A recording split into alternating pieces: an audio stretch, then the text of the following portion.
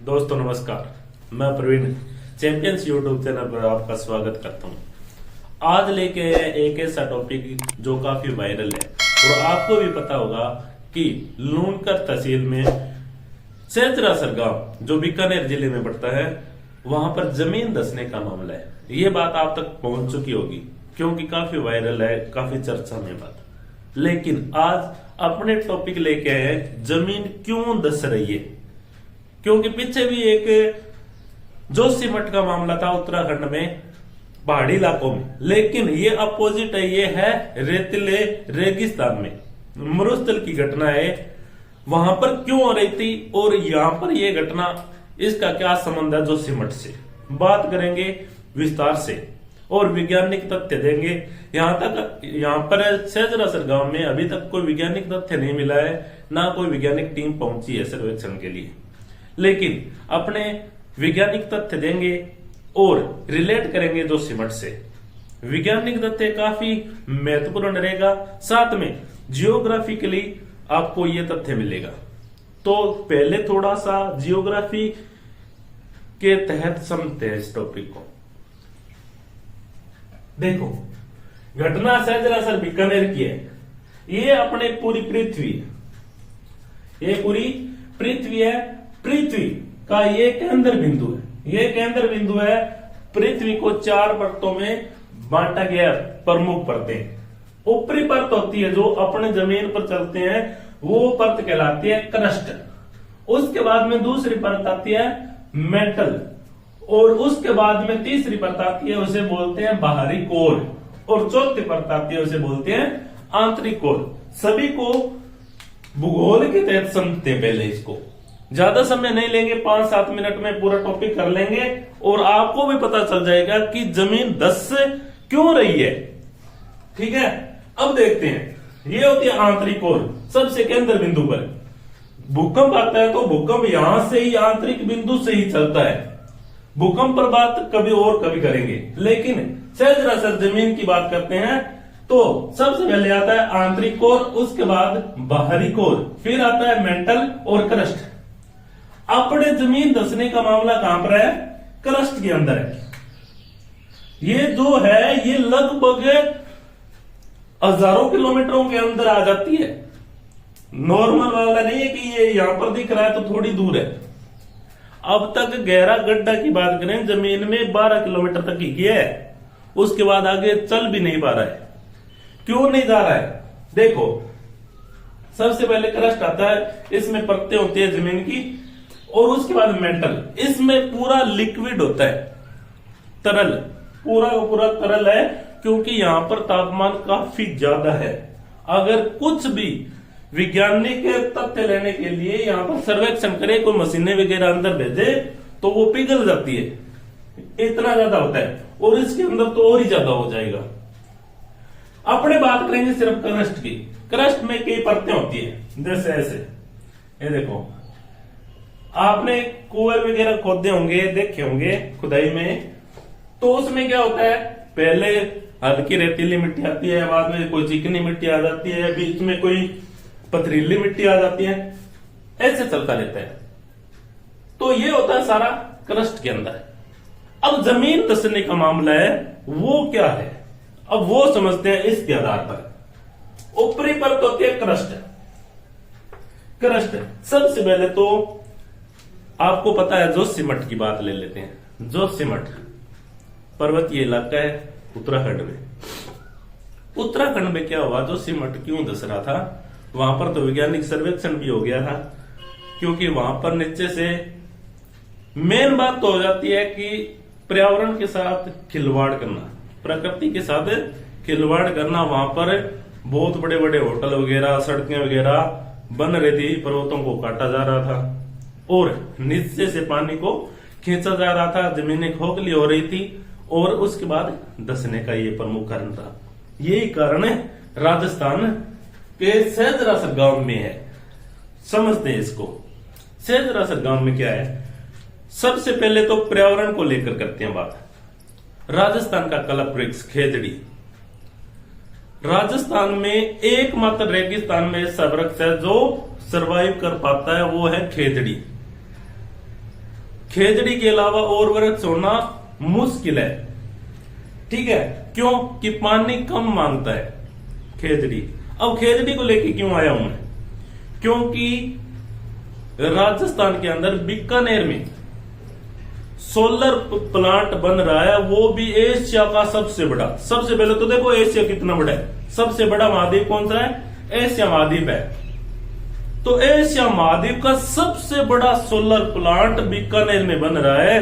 तो आप समझ लो कि वहां पर कितनी खेजड़ी का बलिदान किया गया होगा, कितनी खेजड़ी काटी गई। प्रकृति के साथ खिलवाड़ हो गया एक तो ये, क्योंकि समतल भूमि चाहिए वहां पर प्लांट लगाने के लिए, तो खेजड़ी जरूर काटी गई है। हो सकता है सरकार ने लगा भी दी हो कि एक पेड़ काटा है तो 4 लगा भी दिए हो, लेकिन खेजड़ी को पालना कितना मुश्किल है। 20-20 या 50 वर्ष पुरानी खेजड़ी को काटा गया है और लगा के छोड़ दिए, उसकी देखभाल कोई नहीं करेगा। और पानी की कमी वैसे भी है, तो खेजड़ी हो ही नहीं रही है वहां पर, नहीं लगाई तो, क्योंकि पुरानी है, बुजुर्गों ने लगाई है, उनका पालन पोषण बच्चे की तरह किया है, तो भी वो सरवाइव कर पा रही है। ठीक है, इस बात को भी साइड करते हैं। उसके बाद में दूसरी बात आ जाती है यहां पर पानी की। आजकल जमीन से इतना पानी निकाला जा रहा है कुओं से, तो अब देखो जमीन से पानी निकालने का क्या कनेक्शन है यहां पर। क्रस्ट में क्या होता है, देखो क्रस्ट की बात करते हैं, ऊपरी परत है, इसमें क्या होता है, कुआं खुदाई कर रहे हैं मान लो। डायग्राम ज्यादा अच्छा तो नहीं होगा, लेकिन फिर भी समझाने के लिए बना रहा हूं। कुएं की खुदाई कर रहे हैं, ठीक है, ऐसे बात होती है। नीचे एक दूसरे से प्लेटें जुड़ी हुई होती है। अब देखो यहां से पानी निकाला जा रहा है, जितना ज्यादा मात्रा में पानी निकाला जाएगा, पानी का स्तर उतना ही नीचे जाएगा।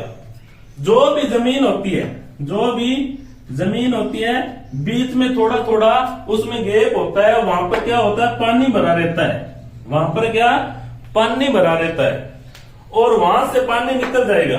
पानी ये खाली हो गया, ये खाली होगी परत, बीच बीच में पत्तों के बीच में पानी भरा होता है, वो खाली हो गई। खाली हो गई तो बीच में क्या आ गया, स्पेस आ गया। बीच में स्पेस आ गया, तो अब जमीन धंसने का मामला क्या है, और राजस्थान में क्यों धंस रही है। अब जो ये स्पेस आ गया, यहां से पानी ऊपर चला गया, और बोलते हैं 1600 फीट नीचे तक पानी चला गया है, तो मान के चलो ये भूमि सारी खोखली हो चुकी है, जमीन खोखली हो चुकी है।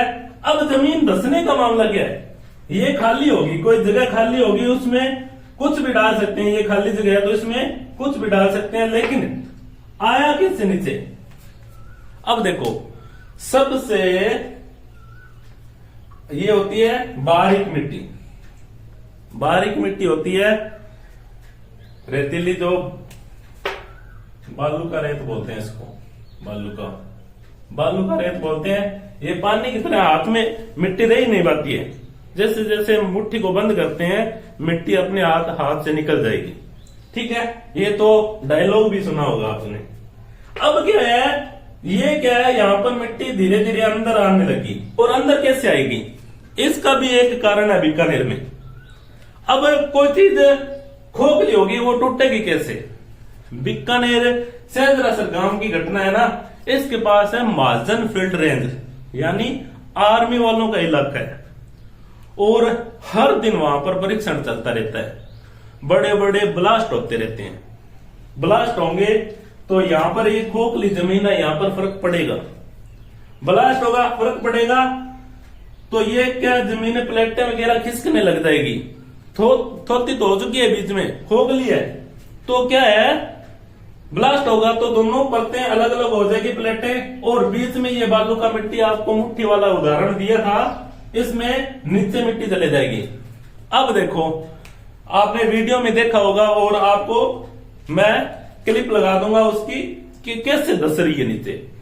तो यहां से समझो ये मिट्टी ऐसे नीचे चली जाएगी धीरे धीरे, जहां पर पानी निकला था पानी खाली हो गया, वहां पर बालू मिट्टी नीचे चले जाएगी, प्लेटें अलग अलग हो जाएगी।